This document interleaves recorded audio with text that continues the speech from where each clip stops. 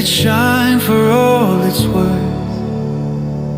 Every heart and every soul longing for your full control. Break the chains and heal the land. Raise the weary with your hand. Be the justice that we need. Make us vessels for your peace. Let the church rise up in love, like the fire sent from above. Let us serve and not retreat. Bring your mercy to the street. Every tribe and every tongue will declare what you've begun.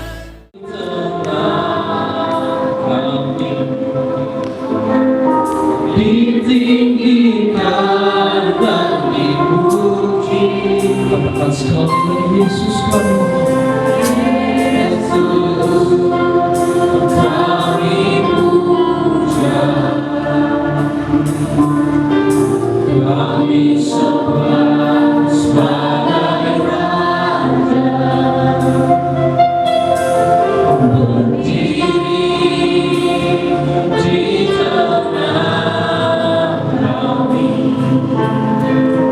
ditinggikan dan dipuji. Sama Tuhan katakan, sembah dan puji penuhi tatamu. Sembah dan puji, sembah dan puji penuhi tatamu. Sembah dan puji penuhi tatamu. Yesus Tuhan ajarannya. Dalam berdoa kami lagi menyembah Tuhan. Mari bersama katakan, Yesus kami puja.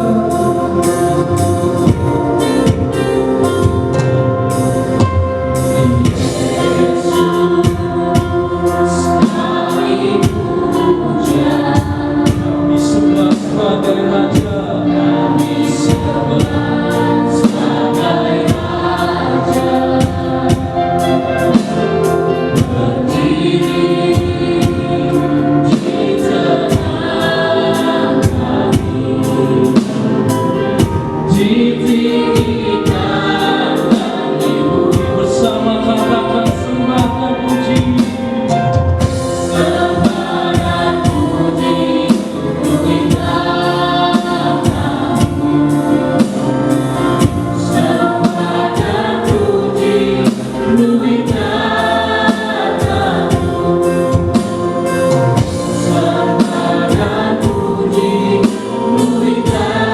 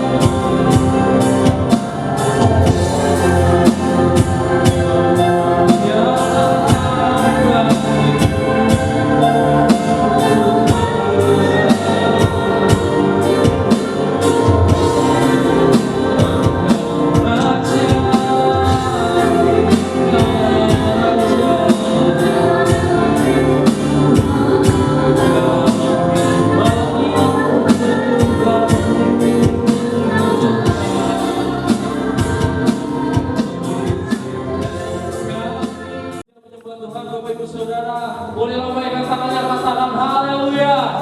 Berikan salam kanan kiri, depan belakangnya, katakan kita terima sukacita dari surga. Haleluya.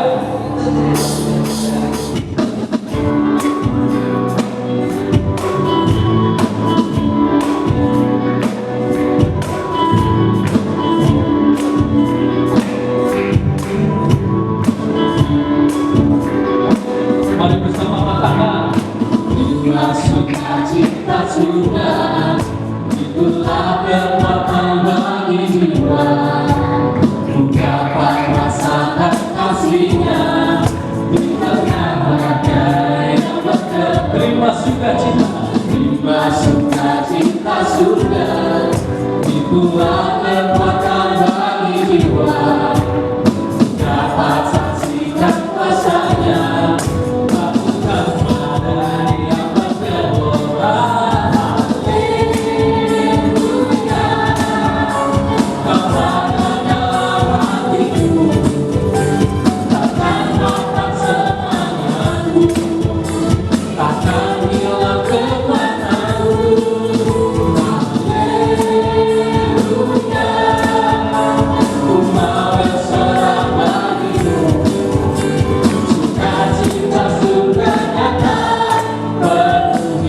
Mari Bapak Ibu kita lebih lagi menyembah Tuhan, amin.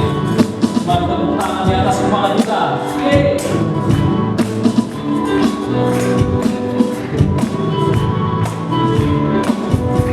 Mari bersama katakan, terima sukacita surga, itulah kekuatan bagi jiwa, dapat rasakan kasihnya di tengah badai yang bergerak. Terima sukacita, terima sukacita surga, itulah kekuatan bagi jiwa, dapat saksikan kuasanya, takutkan badai yang bergerak. Mari bersama Bapak Ibu katakan,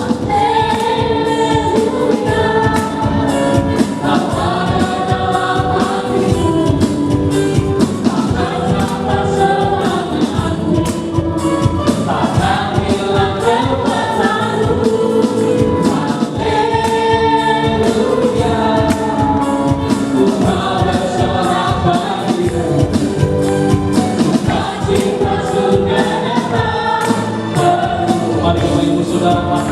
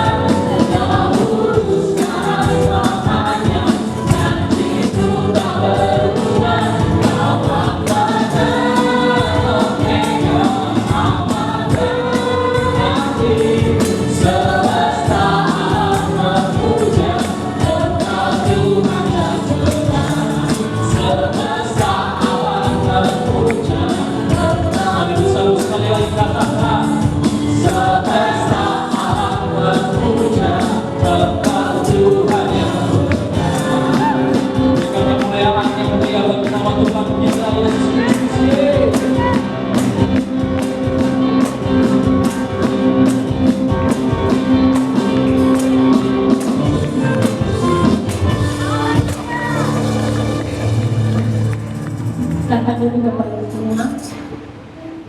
Sekarang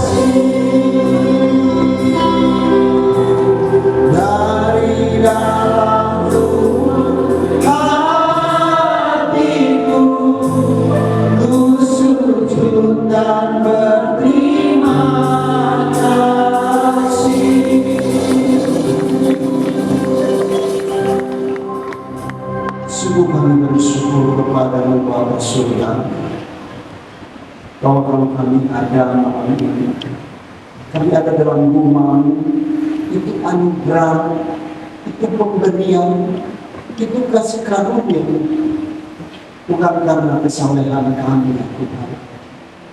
Dan Engkau melayakkan kami untuk boleh memuji-muji nama-Mu, menyerukan nama-Mu. Sungguh kami bersyukur. Saat kami demikian mendengar firman-Mu. Tuhan, berilah kami pengertian akan firman-Mu, supaya ketika kami mendengar, kami mengerti, dan ketika kami melihat, kami menangkap, dan olehnya kami boleh baharui dari waktu ke waktu, sehingga kami boleh kesempurnaan seperti Kristus. Baharui hidup kami malam ini dalam firman-Mu. Hamba-Mu hanyalah Allah-Mu, berserah dalam kuasa-Mu. Aku tidak membatasi kuasa-Mu bekerja di antara kami, Kudus. Meneraikan firman-Mu dengan kuat kuasa. Jadikanlah dari yang tidak ada menjadi ada. Ubahkanlah hidup kami yang tidak berarti bagi dunia, tetapi biarlah menjadi berarti bagi kerajaan Allah. Setiap kami yang tidak dipandang oleh dunia, biarlah menjadi batu hidup yang tersusun begitu rapi, membentuk rumah Allah yang sejati, yang di dalam kerajaan Allah akan terbangun. Ini kami Tuhan, dan kami mau berserah hanya kepada-Mu.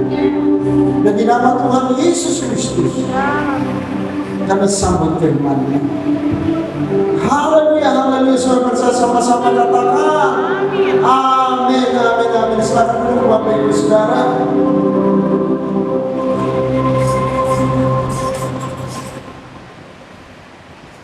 Shalom. Shalom.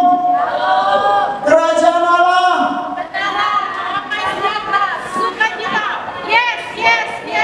Sekali lagi kerajaan Allah.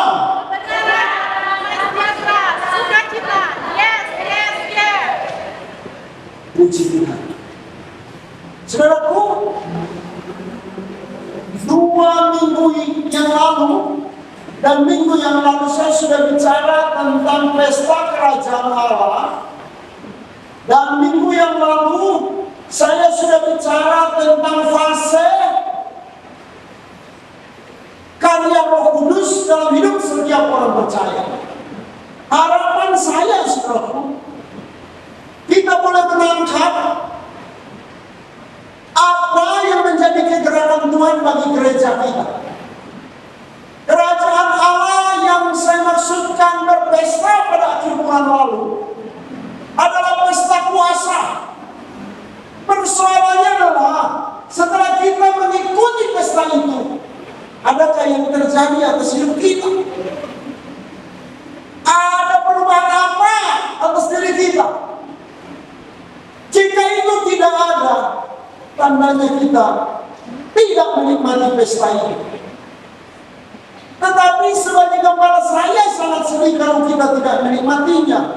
Itu sebabnya minggu yang lalu saya bicara tentang fase karya Roh Kudus dalam diri orang percaya, supaya jemaat Tuhan dapat bercermin, mengevaluasi diri, sudah sejauh mana karya Roh Kudus dalam dirinya.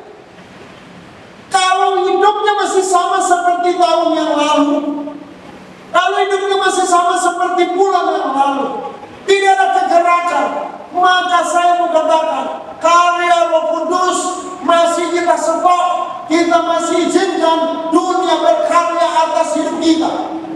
Salah satu contoh, apa yang paling mendominasi pikiran kita hari ini? Kalau itu masalah, kalau itu uang, maka sesungguhnya bukan ke arah kehendak Allah, yaitu menikmati pesta kerajaan surga yang kita alami, melainkan kita tengah menyambut panggilan dunia yang kelak, saudaraku, yang suatu waktu nanti semuanya itu akan menjadi tidak berarti. Apa yang kita kejar, harta kekayaan, apa yang kita kejar, posisi dan kedudukan, apa yang kita kejar, ketenaran, semuanya itu akan berakhir suatu saat kelak dan tidak akan dapat menolong kita.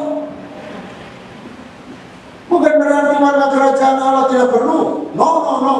Warga kerajaan Allah harus tenar, warga kerajaan Allah harus kaya, warga kerajaan Allah harus sukses. Sebab untuk itu raja kita datang. Akan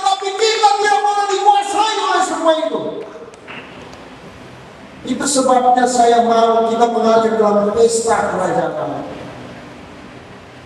Hari ini kembali saya membicarakan tentang Roh Kudus yang memberi kuasa sehingga kita bisa berpesta. Tetapi saya akan berbicara tentang Roh Kudus sebagai pemberian yang terbaik dari Bapa. Saya ini saudara menangkap supaya ketika pesta kita adakan, supaya ketika akhir bulan kita berpesta, maka saudara punya kerinduan, saudara punya semangat, saudara punya fokus untuk masuk dalam pesta itu dan mengalami perubahan dalam hidupmu, sehingga kau dapat mencapai rencana Allah dalam hidupmu. Saudara, kita menjadi orang yang paling malang kalau kita tidak berjalan dalam rencana Allah. Saya ulang-ulang, seberapa rendahnya hidupmu, seberapa hancurnya hidupmu, ketika engkau masuk dalam pesta kerajaan Allah, Roh Kudus memenuhi hidupmu, maka hidupmu yang tidak berarti itu akan diubahkan oleh Tuhan. Hidupmu yang tidak berharga itu akan diangkat oleh Tuhan. Hidupmu yang terbatas itu akan dibuat tidak terbatas oleh Tuhan. Persoalannya adalah tangkap semua pembelajaran ini dan nikmati pesta di setiap akhir bulan. Minggu keberapa nih? Minggu ke tanggal berapa? Tanggal berapa? Tanggal berapa? Pesta kerajaan Allah biasanya diadakan tanggal setiap minggu terakhir akhir bulan ini jatuh tanggal berapa? Tanggal 20 minggu depan multimedia harus sudah keluar flyernya. Saya berharap minggu terakhir ini kita bisa mengundang salah satu anak Tuhan menjadi worship leadernya, anak Tuhan yang dihidupkan kembali oleh Tuhan, sama nasibnya seperti saya, dan dia bisa memberkati kita melalui praise and worship. Jadi yang tidak hadir rugi sendiri. Ya, saya mudah-mudahan bisa mengundangnya dan sudah janjian bulan lalu kalau tidak ada perubahan beliau pasti melayani kita akhir bulan. Ya, jadi Pak Okten nanti di bulan berikutnya lagi. Ya, hadir. Jangan lupa ajak tetangga, saudara, kakak, adik, semuanya. Karena kita akan menikmati. Saudara akan merasakan orang nyanyi berjam-jam kok. Rasanya sebentar ya. Ya, karena beberapa waktu lalu beliau sempat memimpin satu ibadah dan saya menikmatinya. 1 jam lebih, rasanya hanya sebentar. Itulah indahnya di hadirat kita. Ya, oke, promosinya kebanyakan. Mari kita buka firman Tuhan hari ini. Nah, kita terdapat dalam Lukas pasal 11 ayat 11 hingga yang ke-13. 11, 13. Judulnya apa? Judulnya saya beri pemberian terbaik dari Bapa. Sama-sama bilang pemberian terbaik dari Bapa. Sekali lagi, pemberian terbaik dari Bapa. Yuk kita baca. Belum ada ya? Oke. Karena hanya 3 ayat, kita baca sama-sama ya. 1, 2, 3. Bapa manakah di antara kamu, jika anaknya minta ikan daripadanya, akan memberikan ular kepada anaknya itu nanti ikan? Atau jika ia minta telur, akan memberikan kepada anak-anakmu? Apalagi Bapamu yang di surga, ia akan memberikan Roh Kudus kepada mereka yang meminta kepadanya. Ulangi sekali lagi ya, 1, 2 ya. Ulangi. Saya sengaja suruh ulangi karena tadi kedengaran kencang sebab saya baca. Jadi saya mau tahu saudara baca kagak gitu loh. Udah puluhan tahun ini ngajar, nggak bisa dibohongin apalagi dikerjain. Ulangi ya, ayat 11 dari ayat 11. 1, 2, 3.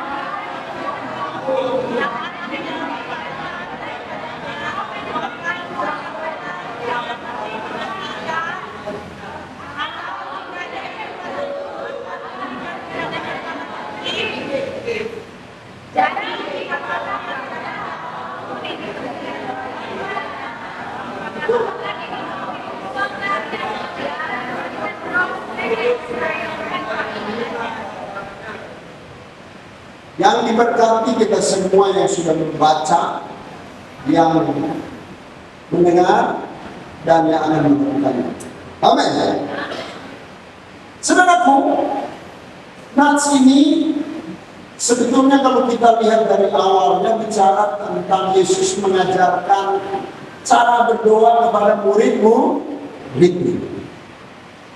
Namun menjadi spesifik ketika ia membicarakan substansi dari doa. Ia membicarakan isi dari doa. Salah satu isi doa yang dibicarakan adalah minta, permintaan dan pengabulan. Kalau lihat sebelumnya, mintalah maka kamu akan diberi. Sebab siapa meminta menerima. Carilah maka kamu akan mendapat. Barang siapa mencari dapat, dan seterusnya. Dan spesifikasi ini saudaraku, Yesus memberikan sebuah ilustrasi. Apa itu ilustrasinya? Bapak mana kalau anaknya minta ikan memberikan ular? Atau anaknya minta telur kasih kalajengking? Artinya saudaraku, Tuhan pasti memberi jawaban atas setiap permintaan. Tapi jawabannya itu kadang-kadang nggak sesuai. Lihat baik ya. Meminta ikan, memberikannya ular. Lihat itu ayat baik-baik. Bapak manakah jika ia meminta, jika ia ini kerjaan saya itu kan media ini. Kamu ini ya. Jika ia meminta ikan, ayat yang ke-11 lebih baik baca supaya lebih jelas. Daripada ia akan memberikan apa? Ular kepada anaknya ganti itu sebagai ganti apa? Ikan. Artinya kalau Tuhan udah kasih yang kita minta, Tuhan pasti kasih yang lain. Bilang kiri kanan, Tuhan bisa kasih yang lain. Lihat, ganti. Itu pakai kata ganti. Karena kan maunya kita ini paling bagus, kan udah harus ini, nah itu yang salah. Minta ikan, nggak mungkin dikasih ular sebagai gantinya. Artinya pasti diberi yang lebih baik, nggak mungkin sama. Ya, itu yang pertama. Next. Saudaraku, dan bagian ini pertanyaan Bapak manakah? Itu Yesus gunakan untuk menggambarkan pribadi Bapa di surga, sehingga dia memberi persamaan. Jika kamu yang jahat tahu memberi pemberian yang baik, apalagi Bapamu yang di surga. Jadi Bapa di surga lebih baik lagi. Kalau anak saya minta krim yang es-esan krim-kriman yang itu, seandainya saya larang karena saya tahu dari mana asalnya, saya nggak kasih, saya pasti kasih yang lebih bagus. Seandainya anak saya meminta makanan dan saya lihat makanan itu tidak baik bagi dia, maka saya akan ganti dengan makanan yang lebih baik. Nah, Yesus berkata, apalagi Bapamu yang di surga. Tapi lucunya adalah Yesus berkata, ia akan memberikan Roh Kudus kepada mereka yang meminta kepadanya. Artinya saudaraku, melihat bahwa Roh Kudus adalah pemberian yang terbaik yang disediakan Bapa bagi anak-anaknya. Amin. Amin. Jadi saya harap saudara menangkap ini dulu, bahwa Yesus sudah memberi kepastian. Dia akan memberikan Roh Kudus-Nya. Saudaraku, waktu saya menjelaskan pesta kerajaan Allah, saya sudah menjelaskan bagaimana proses terjadinya pencurahan Roh Kudus. Bagaimana proses Roh Kudus memenuhi orang percaya. Minggu lalu saya sudah membicarakan bagaimana Roh Kudus memenuhi dan terus bertahap, dan akibatnya juga bertahap. Jadi kalau kita berpuas diri, oh iya aku sudah punya Roh Kudus, ya selesai, kita hanya dilahirkan oleh Roh Kudus. Itu fase 1. Kita menjadi anak Allah. Kita tidak akan pernah bisa masuk dalam fase tumbuh kembang. Nggak bisa. Kita harus terus minta Dia memenuhi kita, kuasanya terus berkarya dalam hidup kita, baru kita masuk fase tumbuh kembang. Waktu anak-anak, aku berpikir seperti anak-anak. Aku berkata-kata seperti anak-anak. Anak-anak senangnya susu, maka Paulus menyebut mereka bahwa secara usia kamu sudah harusnya menjadi guru, tetapi kamu masih butuh susu karena kamu masih anak-anak. Saudaraku, lihat, kalau kita tidak memberi diri untuk terus dipenuhi dari waktu ke waktu, maka kita akan mengalami stagnasi di sana. Dan hari ini saya mengatakan bahwa Roh Kudus disiapkan Bapa sebagai pemberian bagi setiap kita, sebagai pemberian terbaik. Sama-sama bilang, Roh Kudus is the best. Roh Kudus is the best. Kok nggak ada suara? 1, 2, 3. Itu dia. Ketika kita mengetahui bahwa Roh Kudus adalah pemberian yang terbaik, maka di benak kita muncul, mengapa? Kenapa sih kok dia menjadi yang terbaik? Kan gitu ya. Maka dalam kesempatan ini, berdasarkan pertanyaan ini, saya rindu bahwa setelah kita mendengar jawaban dari pertanyaan ini, kita mengetahui apa terbaiknya Roh Kudus bagi hidup kita. Dan oleh pengetahuan itu, kita memiliki kerinduan untuk mengalami.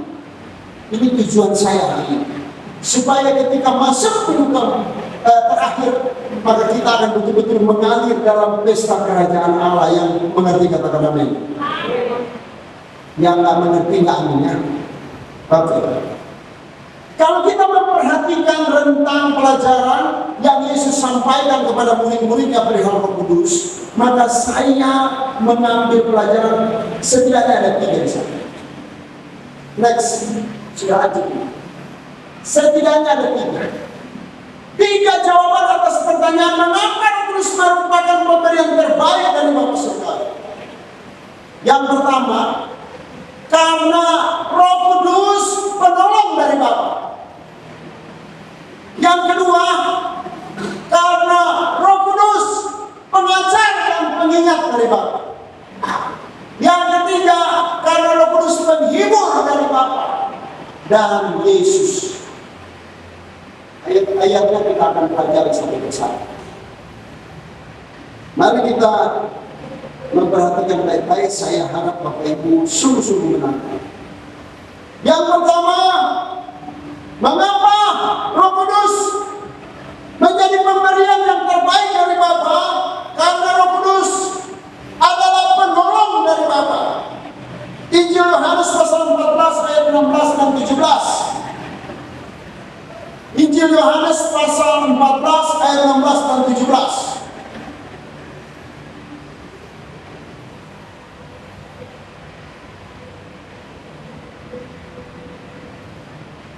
Ya, oke. Ayo belum muncul.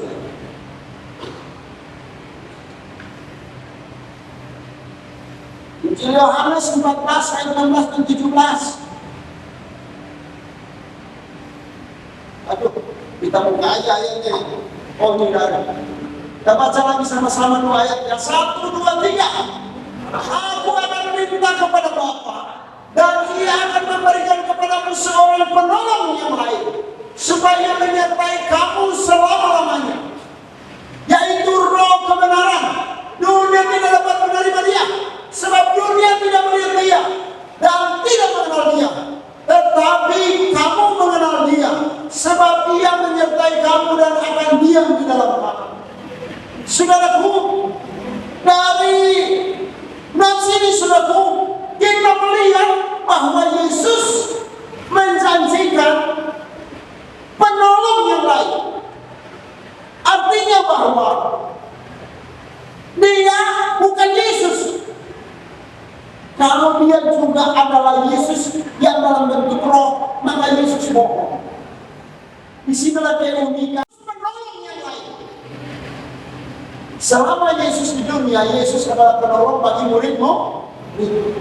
Artinya Yesus memberitakan akan datangnya Roh Kudus sebagai penolong yang lain.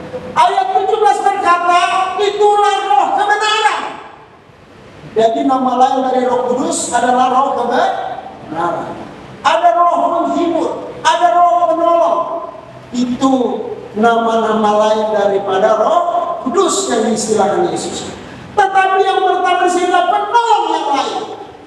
Dan saudaraku, penolong yang lain ini merupakan Allah atau pribadi Allah yang ketiga.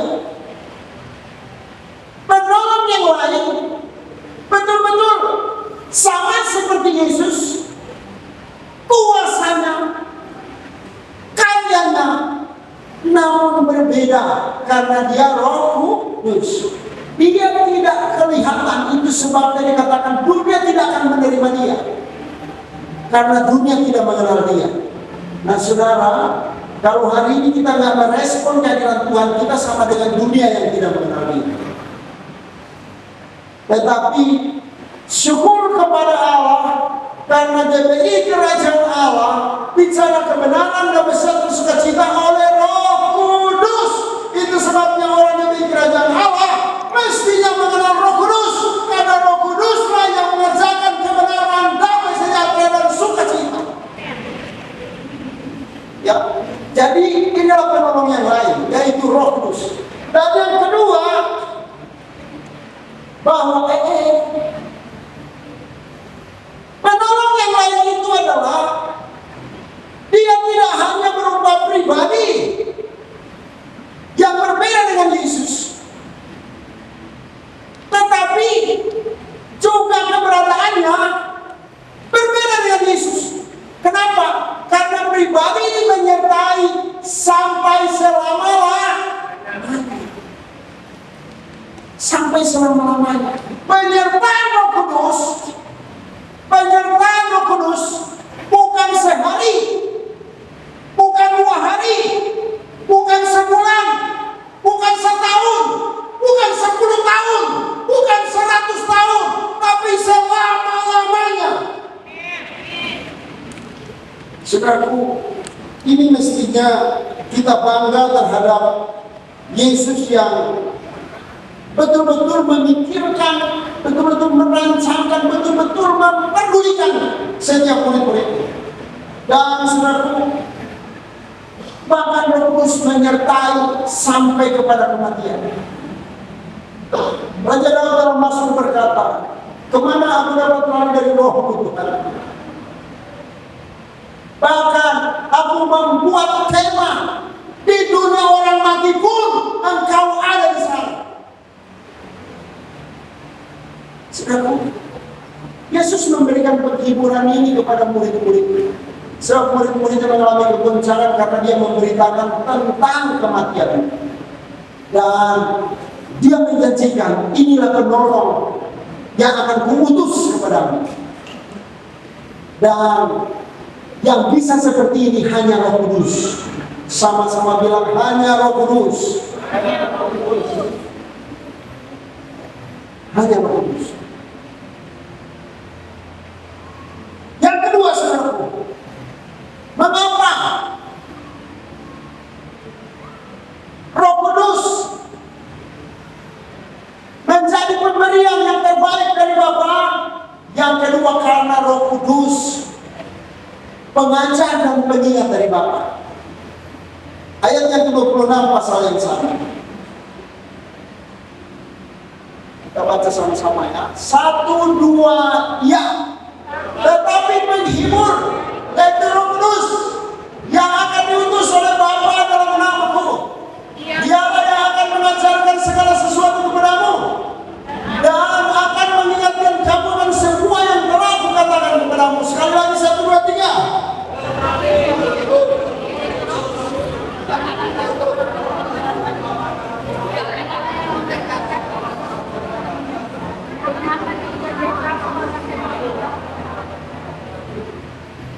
Saudaraku, di sini kembali Roh Kudus diperkenalkan sebagai Roh penghibur.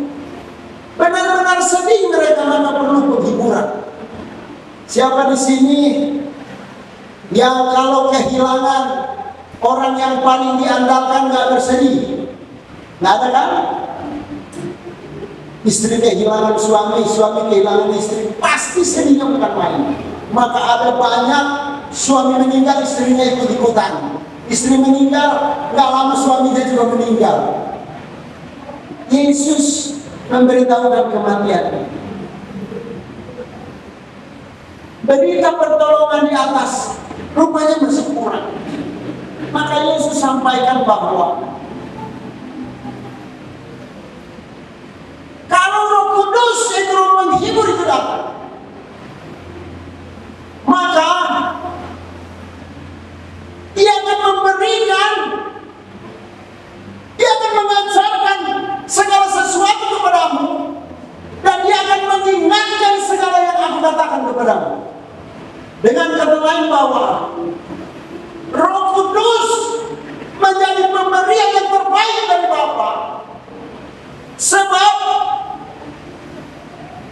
Dialah yang mampu menghibur setiap murid-muridnya yang mengalami duka cita, mengalami kesedihan.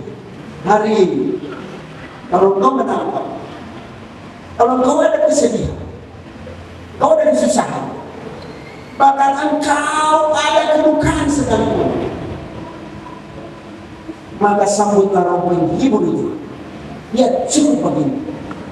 Kenapa orang berlarut-larut dalam kesedihan? Kenapa orang berlarut-larut dalam kesusahan? Kenapa orang berlarut-larut dalam kedukaan? Sebab mereka tidak mendapatkan penghiburan. Penghiburan yang mereka terima adalah penghiburan yang sebentar. Tetapi Roh Kudus memberikan penghiburan yang kekal. Kenapa? Karena keberadaannya tetap, penyertaannya tetap. Dia tidak keluar masuk dari orang itu. Dia juga tidak 1-2 waktu, tetapi untuk selama-lamanya Dia tinggal dalam setiap orang percaya. Sebab itu, saudaraku, tangkap ini baik-baik. Buka hatimu dan izinkan Roh Kudus melakukan ini. Yang pertama, Roh Kudus mengajarkan segala sesuatu. Saudaraku, saya memahaminya karena saya pengajar. Satu kali diajarin orang belum tentu ngerti. Benar apa benar? Benar apa benar? Maka harus diulang. Maka kenapa saya ulang-ulang dari kemarin? Karena belum tentu ngerti. Yesus sudah ngajarin, maka Roh Kudus mesti ulangi. Dia mesti ulangi. Dia mengajarkan kembali. Dia memberitahukan kembali. Dan ini juga yang sudah disampaikan oleh Tuhan kepada umat Israel, bahwa dengar hai Israel, semua Israel,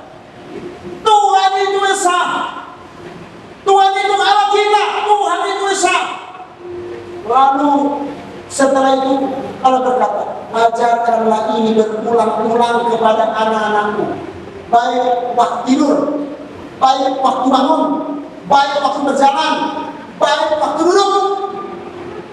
Sebabnya Roh Kudus harus mengajarkan semuanya.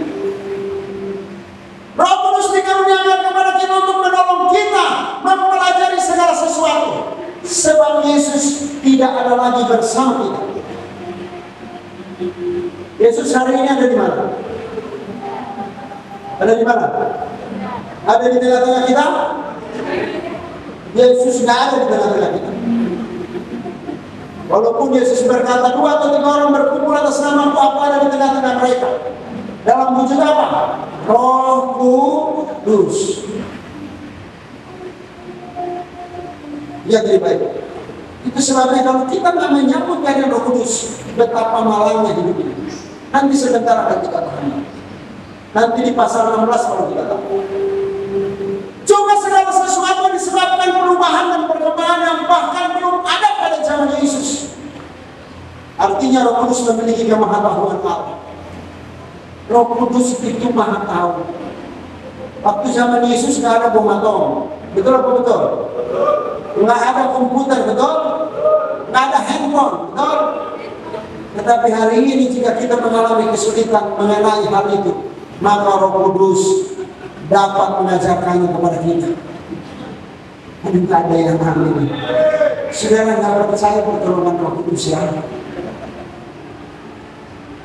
Roh Kudus itu luar biasa. Bahkan ketika Petrus dan Yohanes dihadapkan pada mahkamah agama, mereka nggak tahu harus ngomong apa. Tetapi Yesus mengenapinya melalui Roh Kudus bahwa jangan takut kepada mereka. Sebab pada saat kamu dihakimi, maka Roh Kudus akan menaruh perkataan dalam mulutmu. Jadi Roh Kudus penting.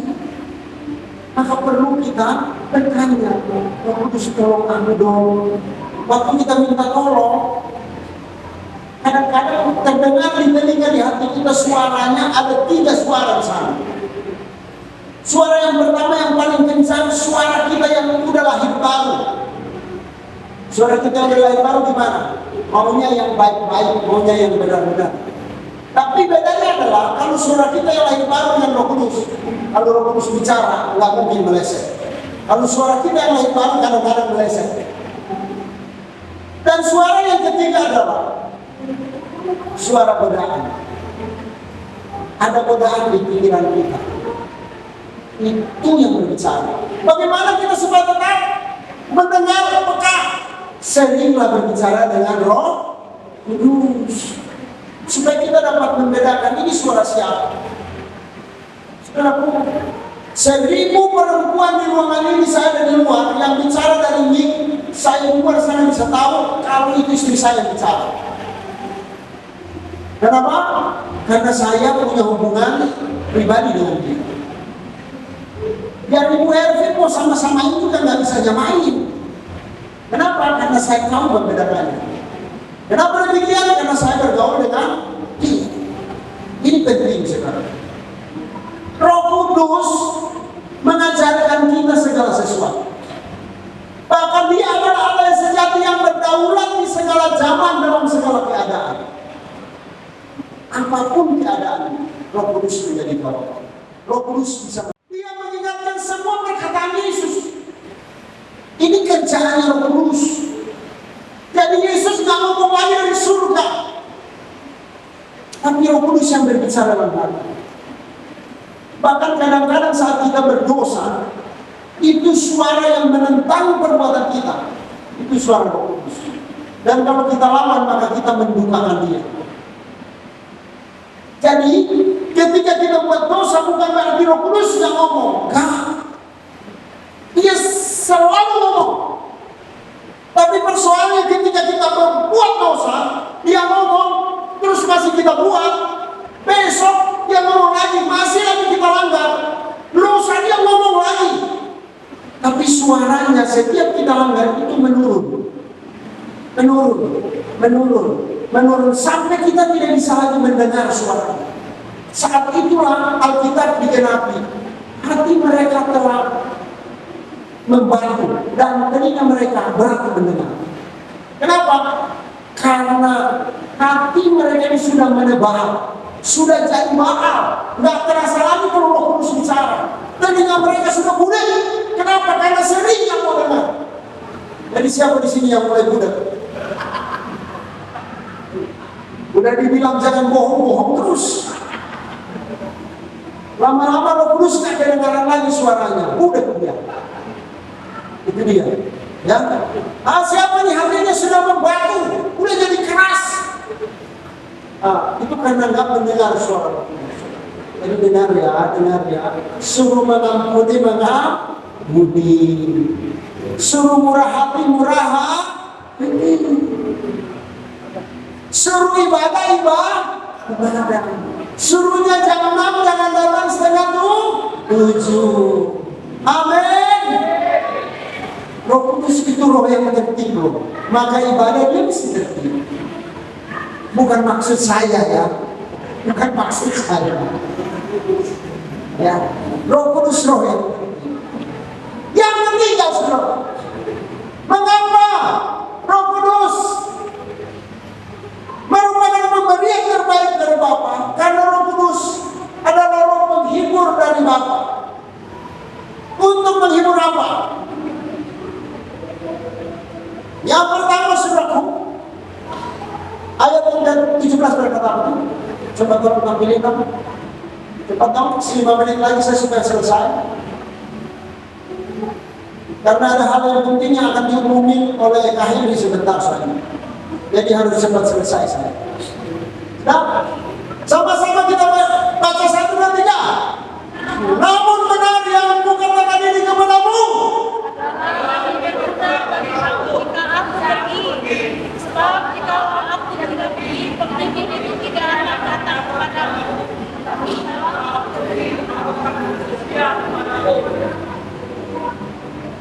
Lihat baik, Yesus bilang lebih berguna kalau aku pergi, kalau aku ninggalin kamu lebih berguna.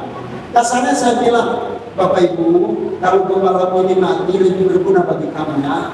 Maka sana begini loh, ini Yesus yang ngomong. Jangan sederhana Bapak Gembala begitu ya, bukan. Ya, nah ini begini umpamanya, tolong tampilin yang tadi presentasi. Jadi Yesus sendiri ngomong bahwa lebih berguna. Artinya bahwa kalau Roh Kudus hadir, Roh Kudus datang, itu lebih berguna dari kamu. Tetapi bukan berarti bahwa Yesus lebih rendah dari Roh Kudus atau Roh Kudus lebih penting dari Yesus. No. Ini sangat salah. Tetapi kebergunaan yang disampaikan Yesus itu adalah bicara pekerjaan atau karya yang masif. Karena kalau Yesus, dia menempati ruang dan waktu. Dia terbatas oleh kehadiran secara physically, eksistensinya, keberadaannya. Sekarang gini, walaupun di dalam hati saya ada istri saya, dia eksistensi sendiri, dia keberadaan sendiri, dia punya fisik sendiri. Kalau dia ini ada dalam hati saya, iya namanya. Tapi kan nggak mungkin sadar gini saya masukin ke mulut saya, masukin ke dalam hati mati saya. Itu tidak mungkin. Maka Yesus bilang adalah lebih berguna. Kenapa? Kalau Roh Kudus yang turun, dia omnipresent, dia maha hadir, dia roh seperti angin, dia bisa hadir kepada semua orang. Maka itu ayat pasal 14 tadi, dia akan berdiam dalam kamu dan menyertai kamu sampai selama-lamanya. Jadi dia masuk dalam hidup kita. Saya mau tanya, waktu nafas saudara tarik terasa nggak? Terasa nggak? Waduh, kalau terasa saudara rasa-rasain itu. Kita ini kagak nyadar kalau kita nafas, betul nggak? Kita nyadarnya kita masih hidup, artinya kita nafas. Kita nggak nyadar Roh Kudus ada dalam kita, tapi dia ada. Itu begitu, ya. Jadi saudaraku, dia lebih berguna karena dia berkarya secara masif. Waktu Roh Kudus hadir, dia bisa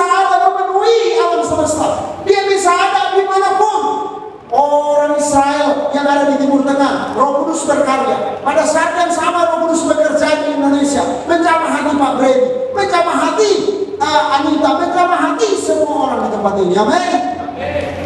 Tapi kalau Yesus dia jamah Pak Brady, ya Pak Brady doang. Pak Gatot nggak kebagian. Ya itu makanya Yesus bilang adalah lebih berguna. Nah, saudaraku, bahwa Yesus tahu yang terbaik bagi murid-muridnya, dan itu adalah Roh Kudus. Roh Kudus yang terbaik bagi saya. Sama-sama ngomong. Roh Kudus itu pemberian Yesus. Saudaraku, kaitan ayat ini sebetulnya mulai dari ayat 7 sampai 14. Dan itu sebabnya saya bagi dalam beberapa bagian. Kebergunaan dari Roh Kudus atas diri setiap orang itu termanifestasi mulai dari ayat 7 sampai 14 dalam 3 bagian. Yang pertama menyinsafkan kita. Pasal 16 ayat 8 sampai 11. Jika ia datang, ia akan menyinsafkan dunia akan dosa, kebenaran dan penghakiman. Akan dosa karena mereka tetap tidak percaya kepada aku. Akan penghakiman karena aku telah pergi kepada Bapa dan kamu tidak melihat aku lagi.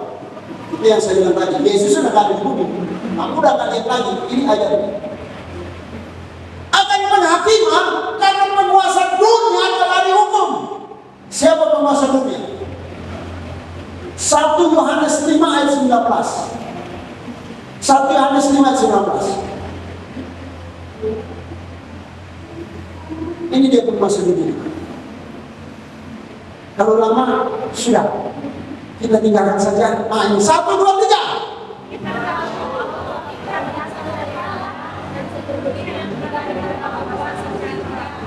Kuasa si jahat, dunia berada di bawah kuasa si jahat. Tetapi menurut Yohanes 16 bahwa penguasa dunia telah dihukum.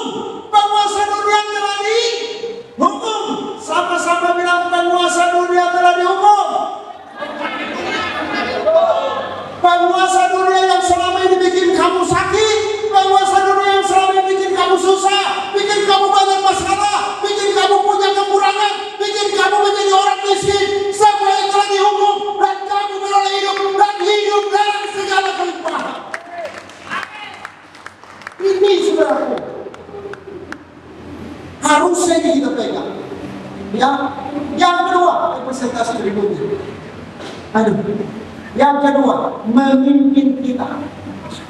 Yohanes pasal 16 ayat 13. Bahwa Roh penyebut itu disebut juga Roh kebenaran. Dia akan memimpin kita di dalam seluruh kebenaran. Waktu dia memimpin kita dalam seluruh kebenaran, kita tidak akan menyimpang ke kiri atau ke kanan. Maka jalan kita adalah jalan kebenaran. Maka jalan kita adalah jalan kehidupan. Maka jalan kita adalah jalan keberkatan. Jalan kita adalah jalan keberhasilan. Jalan kita adalah jalan keberuntungan. Ketika Roh Kudus memimpin kita, maka kalau dia mimpin di hatimu, jangan bandel. Suruh ibadah, perginya ke Jumat Berkah. Ini bandel. Ya, Roh Kudus suruh kamu ke Melati, perginya ke Jumat Berkah. Bagaimana kamu mau diberkati? Amin. Yang sadar katakan yes, yes, yes.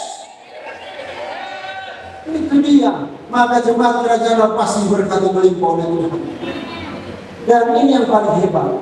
Roh Kudus akan memberitahukan hal-hal yang akan datang. Jangan percaya peramal. Roh Kudus yang paling benar. Amin. Gak usah percaya horoskop. Oh, minggu depan tanggal 19 kamu akan dapat jodoh. Jangan pernah lihat kamu udah ada horoskop, ada ramalan bintang, tutup. Di sini yang buka-buka medsos itu ya. Jangan pernah. Hatimu terpengaruh, maka kamu percaya dia dan itu perzinahan secara rohani. Yang mengerti katakan yes.